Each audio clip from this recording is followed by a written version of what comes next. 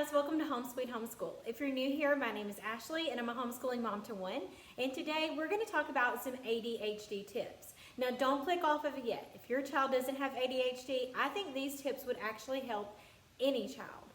I've just had a couple of mamas who've asked me in the comments in some of my videos to share some things that we do in our home that have helped my son with everyday tasks. Not the homeschooling part of it and the work part of it, but just the everyday tasks. Because sometimes kiddos with ADHD, they forget things and they struggle daily to perform normal daily tasks because their executive functioning skills are just not there. And what that does is it frustrates us parents who have very strong executive functioning skills. It does frustrate us. And we're like, why in the world can he not remember to put on deodorant?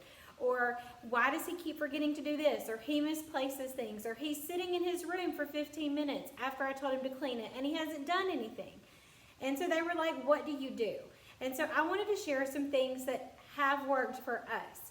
I do not share anything that I've never tried before because I want you to get my honest opinion on what we've done.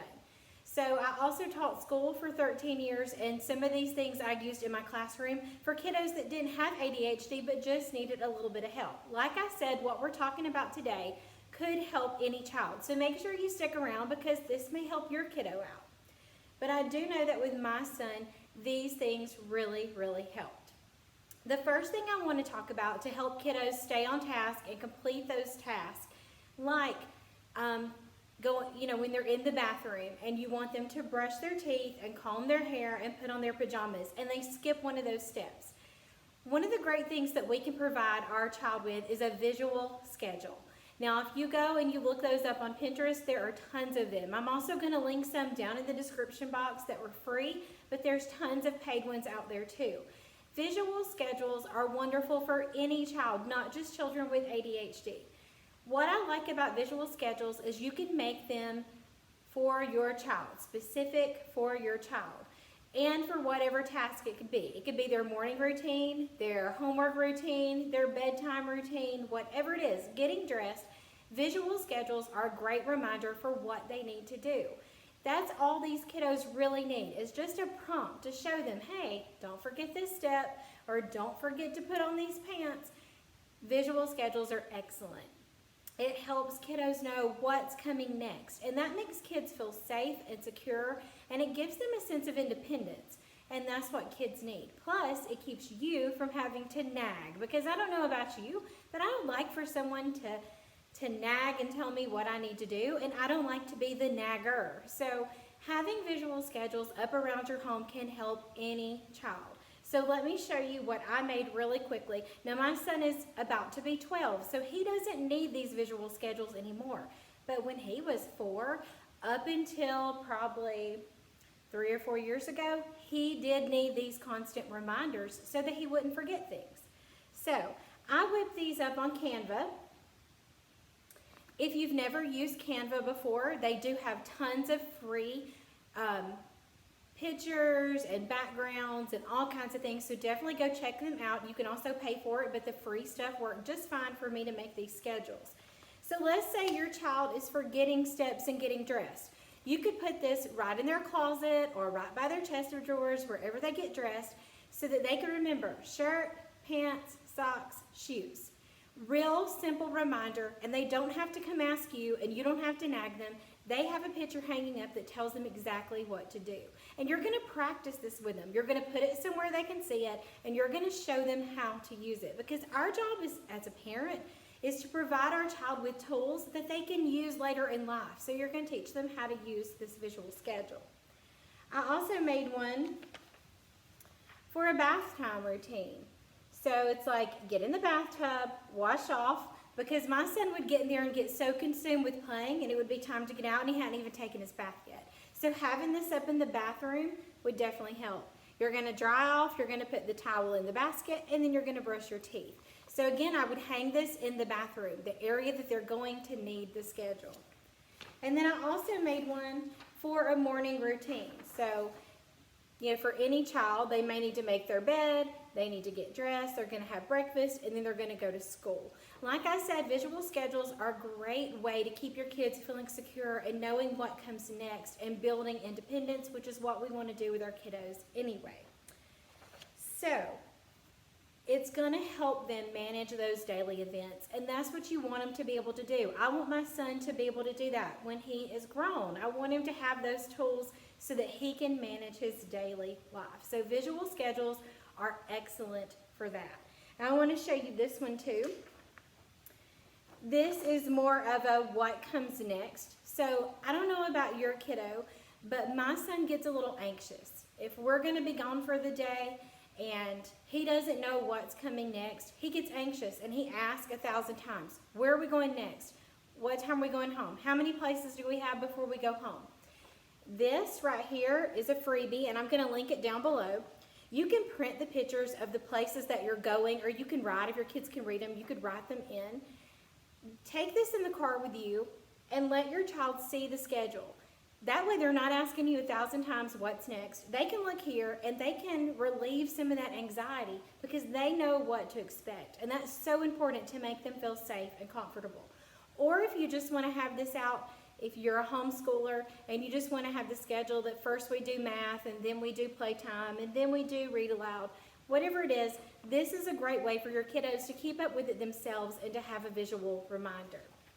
Now, like I said, my son's 12 and we don't use that anymore, but it's still important to give him some kind of tool to use. So now his reminders look a little bit different. He has a planner. He's a middle schooler and he has a planner or an agenda. We use a printable from Anna Vance Paper Co. and I just write in there the things he needs to do each day independently. So I'm providing him with tools. I'm showing him, hey, when you get older, you can write down these same things to keep you on track. And he's learning how to use a planner, and that's a great tool to have. Also, for his chores, you can make a visual schedule of their chores. Now his schedule is done in an Excel sheet format, and it's marked off what chores he does on what days. Just so if he needs a reminder, it's there, and it's hanging up so he can go and see it. So just because his doesn't have pictures now, he does have a schedule or a reminder of what needs to happen. So just provide your kiddos with those tools. It's going to help them so much. Another tip that I have is something that I actually learned from Project Happy Home, and it's where you just kind of give them one task at a time. Kiddos that have ADHD have a really hard time following multi-step directions. So if you say, go clean your room or go get dressed, they may complete a few of those steps, but probably not all of them. If you tell your child to go clean their room and they've been gone a long time, they've probably gotten sidetracked by something else in their room.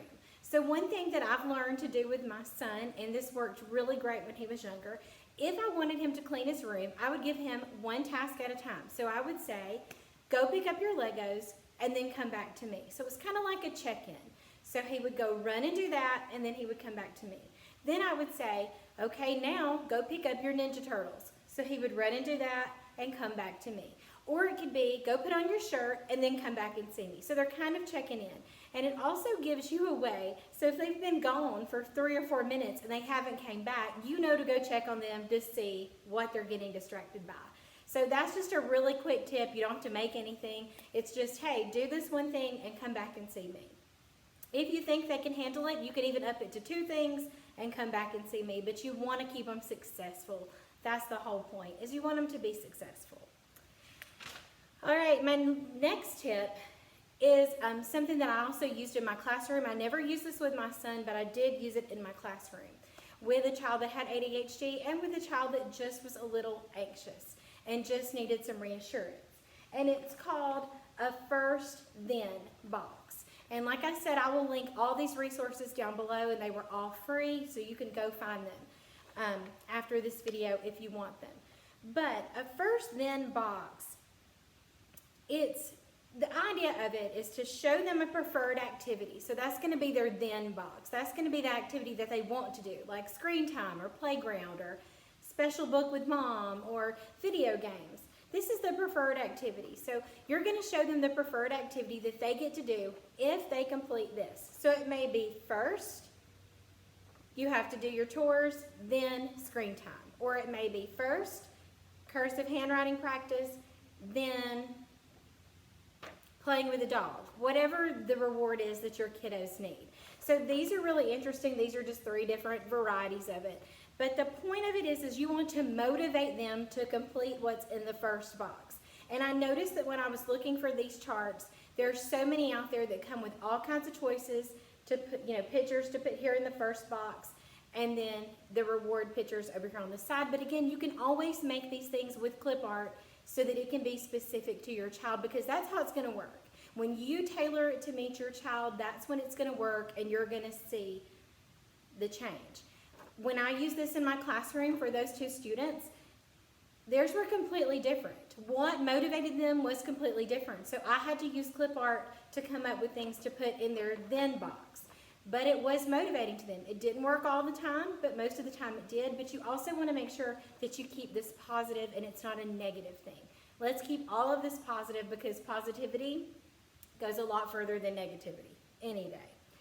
So you also want to use this proactively before you see a problem happening.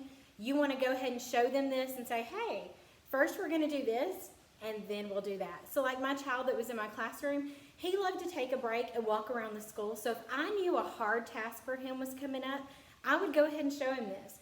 First, we're going to do our handwriting, and then you get to go on a walk around the school. And some days it worked, and some days it didn't. But when it did, there was a reward. And I'm going to show you what you can do as the reward. Okay, so we'll get to that too.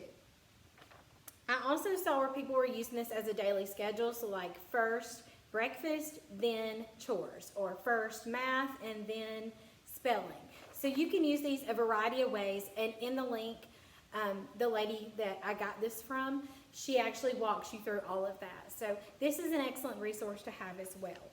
So you're saying, okay, what if they do these things successfully? How can I promote this positivity? How can I keep encouraging them to do these things? Let me show you what we use. We use a token board. I'm going to link the video because I have made a video about this in the past of who created it and how we use it. But just really quick, if I, let me backtrack a little bit. The first thing you do is you let your child pick a reward. Now remember, the more specific it is to your child, the more likely it's going to work. So in a baggie are all of the rewards. And these are things that I know my son's going to like. So for instance, he can choose no math for one day. Or he can choose a book from Barnes & Noble. And this is just clip art. $3 cash. I mean, cash is motivating. There's tons of things in here. There's like family movie night, trampoline park with a friend, no cursive for the day. Tailor it to your child. You know what your child likes. So put things in here that you know your child's going to want as a reward. And then I just use that. You could use Velcro. That's what the lady who created it, Mrs. D's Corner, she just used Velcro. But I use that sticky tack. And you just put the reward here.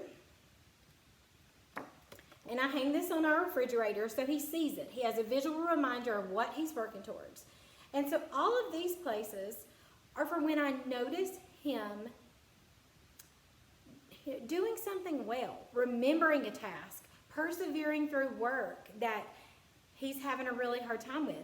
He struggles with finishing all of his math problems. And when I notice that even though it's hard for him, but he perseveres and gets through it, I say, hey, go put a token on your board. And it just shows him, and I always point out, I noticed how hard you were working, and even though you were ready to give up, you kept working hard through your math until you finished. Go put a token on the board. Or, look, you completed all of the things on your checklist for getting ready this morning. Go put a token on the board. Or if he comes with a positive attitude, because I know with ADHD, there's a lot of strong emotions. And so if I notice he comes with a positive attitude, or he handles things well without losing his cool, we add it to the board. And let me show you what our tokens are. They can be anything. But what I did was I laminated some Star Wars stickers that we picked up at Walmart. So I just laminated the different little stickers and cut them out. And all he does is take them. And like I said, this sits by our refrigerator. And they stay in a little baggie too. Here's all of our stickers. And he just adds them to the board. When his board is full, he gets the reward. And then we just start all over. We take the tokens down, we choose another reward, and we move on. And that's been really motivating and encouraging for him. And I will link the video down below of how to use a token board. So those are my tips. Those are things that have worked in my home and in my classroom. If you have any more questions, or if you want to offer me any advice, I'm learning more and more about ADHD every single day. I'm not an expert, I'm not a doctor, I'm just a mama who wants to know how to help her son be the best that he can be. So I'm always looking for resources, so if you know good resources out there, let me know. I love Project Happy Home. She has a whole playlist about ADHD that you want to check out.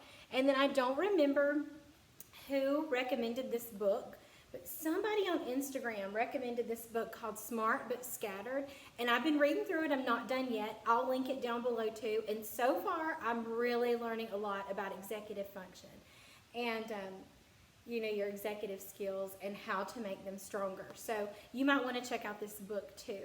So let me know in the comments any tips and tricks that you have for working with your child, or if you have any more questions, let me know. And as always, thanks so much for watching.